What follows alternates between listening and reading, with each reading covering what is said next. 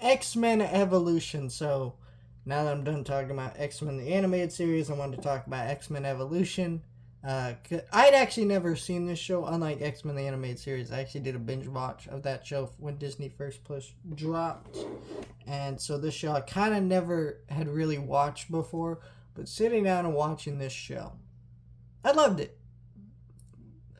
This show is not as good as X Men the animated series, at least from this first season. I haven't seen the other seasons. Uh, I'm watching them through right now. So you're just gonna review season one right now. Then next week I'll probably drop a review of season two. But what I really like about this show is it's just really good in the sense that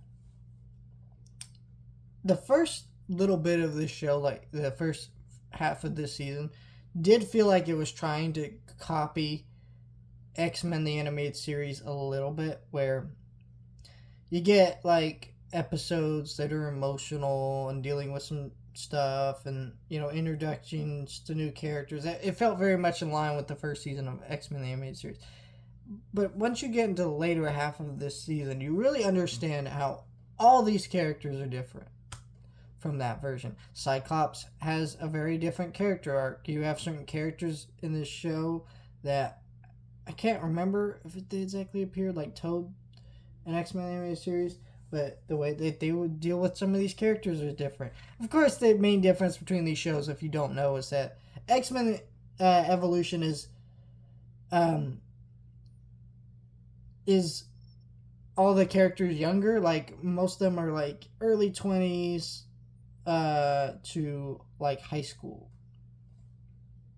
and so like that's the main difference. The show they're kids and they kind of do some stuff with that. That's really cool. My favorite character in the show was Kitty Pryde. I thought they did a lot with that character that made me really enjoy that character. I felt like Rogue was underutilized, but that's okay because I feel like Rogue was overutilized in X-Men the animated series, and then I also really just enjoyed Scott, like Cyclops, in this show, because I feel like in the X-Men animated series he was just kind of the boring leader for most of the time. There are a few episodes that gave him a little bit more depth, like the one with where he goes to rescue these kids who are being kidnapped by this like mutant mayor, I believe, or governor, I forget.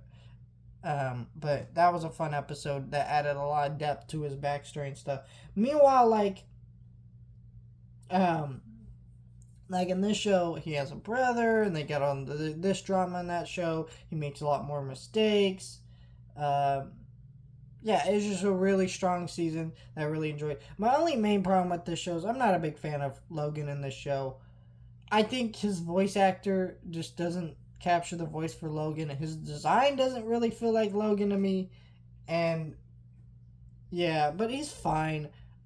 It's okay just because like, look, Wolverine is overutilized in all the X-Men movies and in X-Men the animated series. So actually just giving him like some breathing room to not be like the main focus of another fucking show and series of movies is fine. Like, yeah, I love Logan, but like, fuck.